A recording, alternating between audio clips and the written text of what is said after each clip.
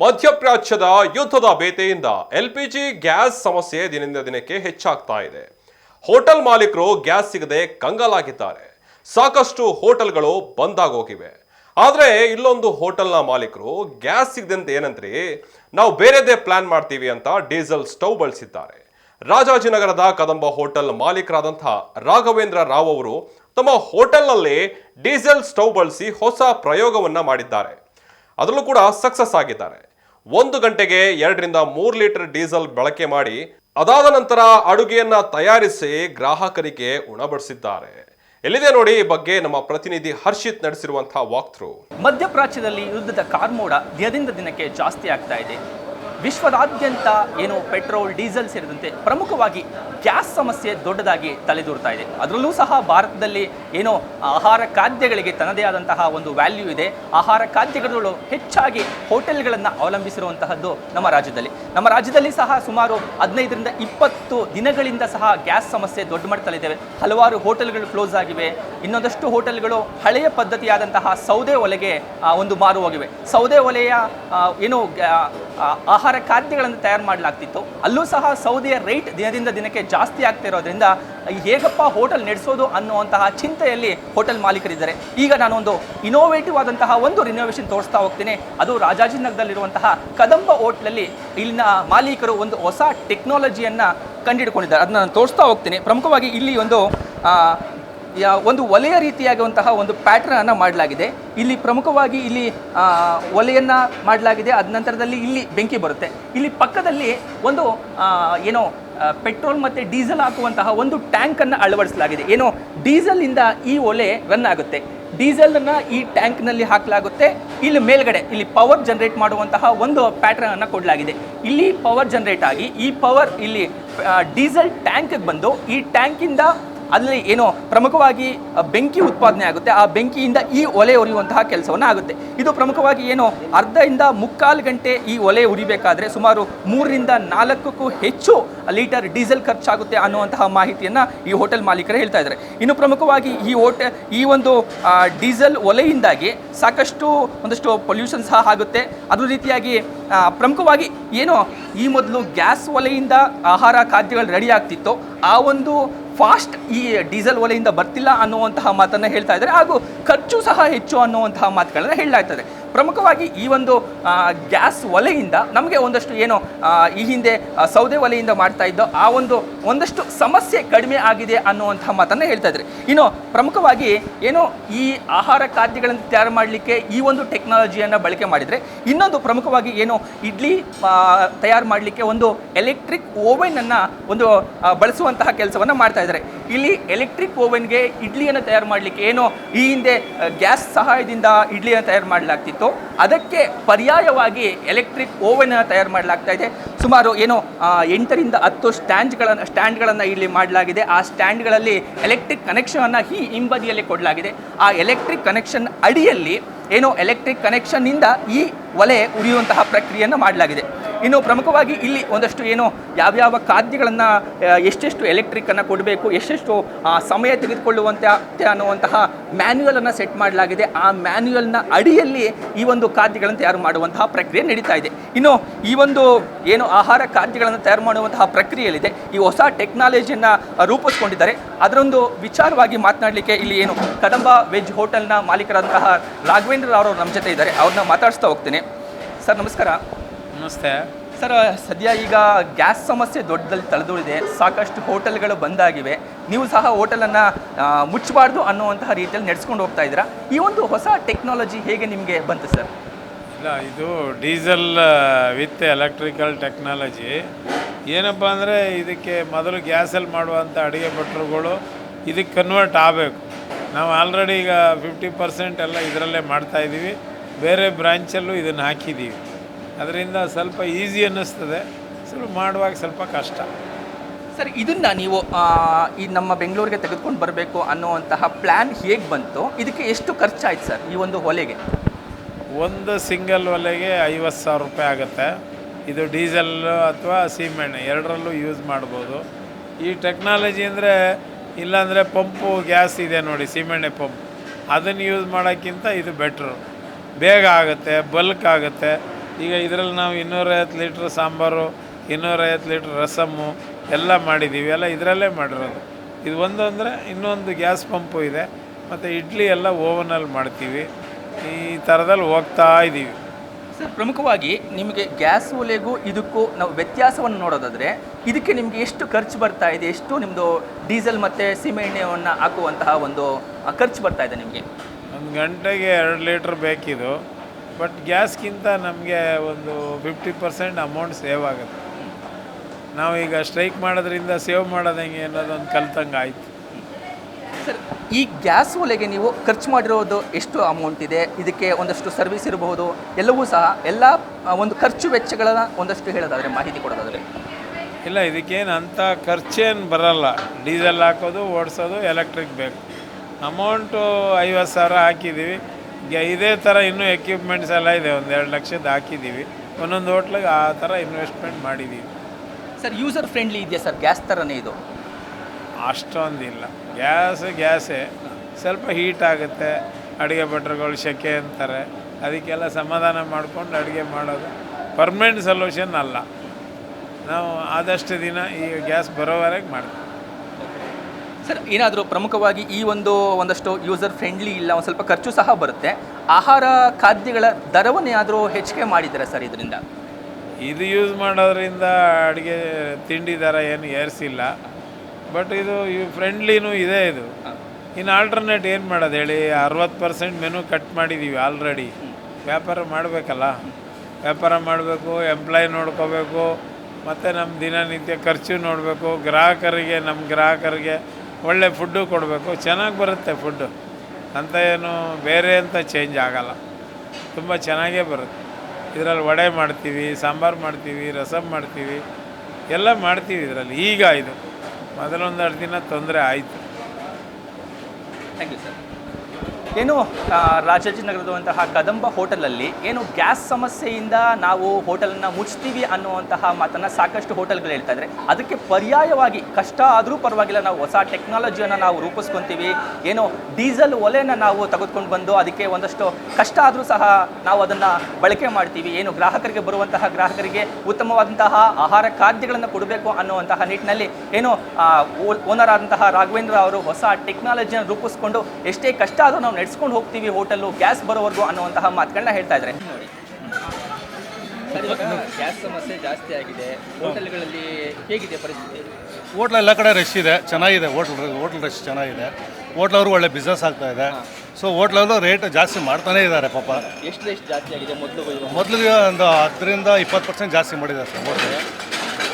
ಹೋಟ್ಲಲ್ಲಿ ಮೊದಲು ಮೆನು ಎಲ್ಲ ಜಾಸ್ತಿ, ಇವಾಗೆಲ್ಲ ಮೆನುನೇ ನಾವೇ ಕಡಿತ ಮಾಡಿದ್ದೀವಿ ಅಂತ ಹೋಟ್ಲವ್ರು ಹೇಳ್ತಾ ಇದ್ದಾರೆ. ಮೆನು ಕಡಿಮೆ ಮಾಡಿದ್ದಾರೆ, ಕ್ವಾಂಟಿಟಿನೂ ಕಮ್ಮಿ ಮಾಡಿದ್ದಾರೆ. ಇವಾಗ ಓಕೆ, ಕಾಫಿ ಫುಲ್ಲಾಗಿ ಕೊಡೋರು ಇವಾಗ 70% ಕೊಡ್ತಾ ಇದ್ದಾರೆ. ಹೋಟ್ಲಲ್ಲಿ 5 ರೂಪಾಯಿ ಜಾಸ್ತಿ ಮಾಡಿದ್ದಾರೆ ಕಾಫಿ ರೇಟು. 5 ರೂಪಾಯಿ 25 ರೂಪಾಯಿದ ಕಾಫಿ 30 ರೂಪಾಯಿ ಮಾಡ್ತಾಯಿದ್ರು. ಆಲ್ಮೋಸ್ಟ್ 20% ಜಾಸ್ತಿ ಆಯಿತು, 10 to 20% ಜಾಸ್ತಿ ಆಯಿತು.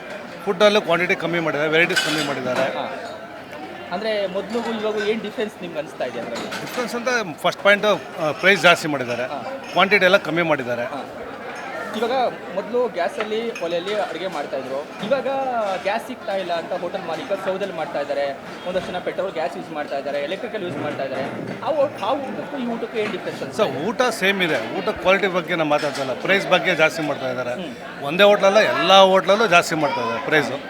ಕ್ವಾಂಟಿಟಿ ವೈಸ್ ಕಮ್ಮಿ ಮಾಡ್ತಾ ಇದ್ದಾರೆ. ನಿಮಗೆ ಎಷ್ಟು ಸಮಸ್ಯೆ ಅನಿಸುತ್ತೆ ಸರ್ ರೇಟೆಲ್ಲ ಜಾಸ್ತಿ ಆಗಿರೋದು? ಎಲ್ರಿಗೂ ಸಮಸ್ಯೆ ಸರ್. ಇವಾಗ ದುಡ್ಡಿರೋ ವಿಧಿಯಿಂದ ಬಂದು ಹೋಟ್ಲ ತಿಂತಾನೆ. ಪಿ ಜಿಲಿ ಊಟ ಸಿಗ್ತಾ ಇಲ್ಲ. ಹೊರಗಡೆ ಊಟಗಳಂತೂ ಸಿಕ್ಕಾಪಟ್ಟೆ ರೇಟ್ ಜಾಸ್ತಿ ಮಾಡಿದ್ದಾರೆ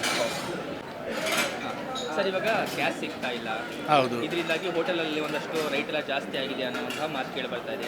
ಎಷ್ಟು ಜಾಸ್ತಿ ಆಗಿದೆ? ನಿಮ್ಗೆ ಏನು ಅನಿಸ್ತಾ ಇದೆ ಅದಕ್ಕೆ? ಎಷ್ಟು ಜಾಸ್ತಿ?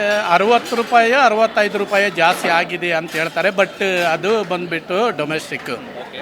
ಇದು ಬಂದುಬಿಟ್ಟು ಹೋಟೆಲ್ದು ಎಷ್ಟಾಗಿದೆ ಅಂತ ಹೇಳ್ಬಿಟ್ಟು ನಮ್ಗೆ ಗೊತ್ತಿಲ್ಲ. ಅದರಿಂದ ನಾವು ಊಟಕ್ಕೆ ಬಂದಿದ್ದೀವಿ ಇಲ್ಲಿ.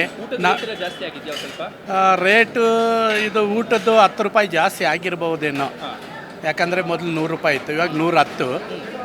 ಈ ಹೋಟ್ಲಿಗೆ ಬಂದು ಸ್ವಲ್ಪ ತುಂಬ ದಿವಸನೇ ಆಯಿತು, ಒಂದು 3-4 ತಿಂಗಳಾಯಿತು.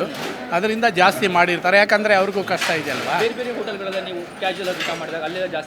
ಅಲ್ಲಿ ಮೊದಲು ಗ್ಯಾಸ್ ರೇಟು ಅಂತೇಳ್ಬಿಟ್ಟು 10 ರೂಪೀಸ್ ಯಾವುದೇ ನೀವು ಬೈ ಮಾಡಿದರೆ ಕೂಡ ಅದರ ಮೇಲೆ 10 ರುಪೀಸ್ ರೈಸ್ ಮಾಡಿದರು. ಈಗ ಏನು ಮಾಡಿದ್ದಾರೆ ಅಂತ ಗೊತ್ತಿಲ್ಲ. ಓಕೆ. ಕಂಟಿನ್ಯೂ ನಡೀತಾ ಇದೆ. ನಿನ್ನೆನೂ ಊಟ ಮಾಡಿದ್ವಿ. ಕೆಲವೊಂದು ಹೋಟೆಲ್ಗಳಲ್ಲಿ ಫುಡ್ ಕ್ವಾಂಟಿಟಿ ಕಮ್ಮಿ ಮಾಡಿದ್ದಾರೆ. ಮೊದಲು ಊಟ ಜಾಸ್ತಿ ಕೊಡ್ತಾ ಇದ್ರು, ಕಮ್ಮಿ ಮಾಡಿದ್ದಾರೆ ಅನ್ನೋ ಮಾತು. ಇಲ್ಲ, ಸೇಮ್ ಫುಡ್. ಏನು ನಿನ್ನೆ ರೊಟ್ಟಿ ಕರಿ ತೊಗೊಂಡ್ವಿ. ರೊಟ್ಟಿ ಕರಿಯಲ್ಲಿ ಏನು ಕೊಡಬೇಕು ಅದನ್ನೇ ಕೊಡ್ತಾ ಇದ್ದಾರೆ.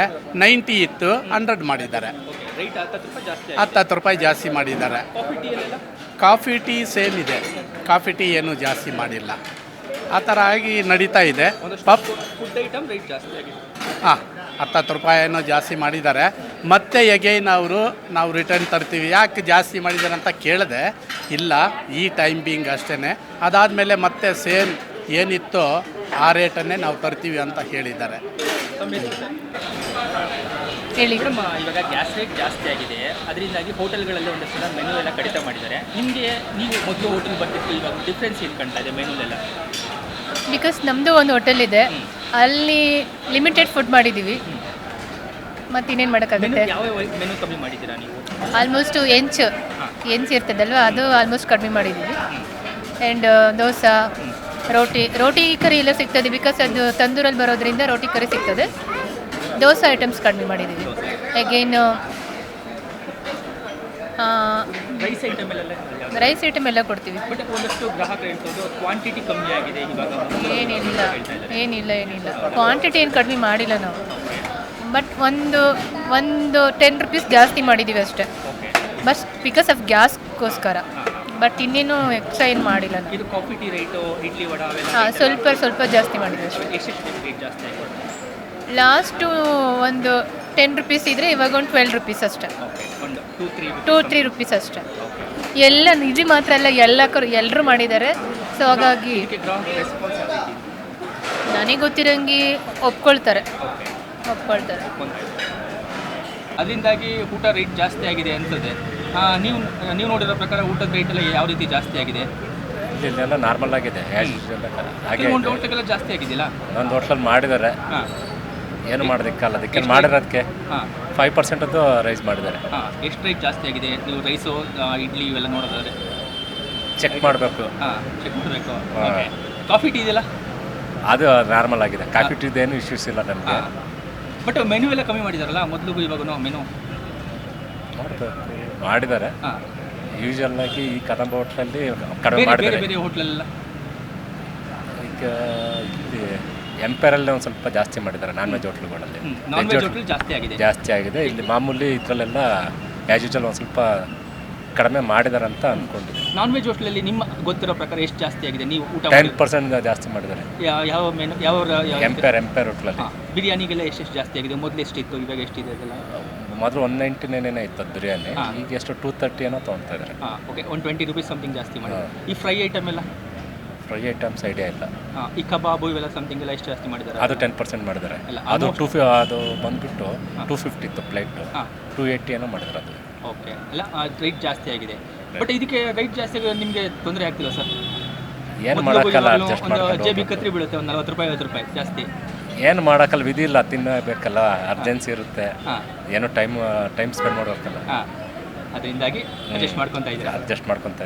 ಸಿಗ್ತಾ ಇಲ್ಲ, ಅದರಿಂದಾಗಿ ಹೋಟೆಲ್ನಲ್ಲಿ ಒಂದಷ್ಟು ಮೆನು ಎಲ್ಲ ಕಮ್ಮಿ ಮಾಡಿದ್ದಾರೆ. ನೀವು ಹೋಟೆಲ್ ಊಟ ಮಾಡೋ ಪ್ರಕಾರ ಯಾವ್ಯಾವುದು ಊಟ ಸಿಗ್ತಾ ಇಲ್ಲ? ಇದು ನಾರ್ತ್ ಇಂಡಿಯನ್ ಸಿಗ್ತಾ ಇಲ್ಲ, ರೊಟ್ಟಿ ಸಿಗ್ತಾ ಇಲ್ಲ, ಇಡ್ಲಿ ವಡೆ ಸಿಗ್ತಾ ಇದೆ. ಬೇರೆ ಐಟಮ್ಸ್ ಎಲ್ಲ ಒಂದು ಸ್ವಲ್ಪ ಕ್ಯಾನ್ಸಲ್ ಮಾಡಿದ್ದಾರೆ. ಕೆಲವೊಂದು ಹೋಟೆಲಲ್ಲಿ ನಾವು ಇಂಥದೇ ಐಟಮ್ ತಿನ್ನಬೇಕು ಅಂತ ಆಸೆಯಿಂದ ಬರ್ತೀವಿ, ಬಟ್ ಆ ಹೋಟೆಲ್ ಸಿಗ್ತಾ ಇಲ್ಲ. ಬೇಜಾರಾಗ್ತಾ ಇದೆಯಾ? ಹೌದು, ಬೇಜಾರಾಗುತ್ತೆ. ಏನು ಮಾಡೋಕ್ಕಾಗಲ್ಲ, ಪರಿಸ್ಥಿತಿ ಆ ಥರ ಇದೆಯಲ್ಲ. ಇವಾಗ ಇದು ಎಲ್ಲರಿಗೂ ಗೊತ್ತಿರೋ ವಿಷಯ. ಪರಿಸ್ಥಿತಿ ಯುದ್ಧ ಆಗ್ತಾ ಇದೆಯಲ್ವಾ, ಅಡ್ಜಸ್ಟ್ ಮಾಡ್ಕೊಂಡು ಹೋಗ್ಬೇಕಿದು. ಇದು ಪಬ್ಲಿಕ್ ಏನು ಮಾಡೋದಲ್ಲ, ದೇಶಕ್ಕೆ ಆಗ್ತಾ ಇರೋದಲ್ಲ ಸರ್. ನಾವು ಅಡ್ಜಸ್ಟ್ ಮಾಡ್ಕೊಂಡು ಹೋಗ್ಬೇಕು. ಗ್ಯಾಸು ಮನೆಗೆ ಕೊಡ್ತಾ ಇದ್ದಾರೆ, ಈ ಕಮರ್ಷಿಯಲ್ಲು ಹೋಟ್ಲಿಗೆ ಮಾತ್ರ ಪ್ರಾಬ್ಲಮ್ ಆಗ್ತಾ ಇದೆ.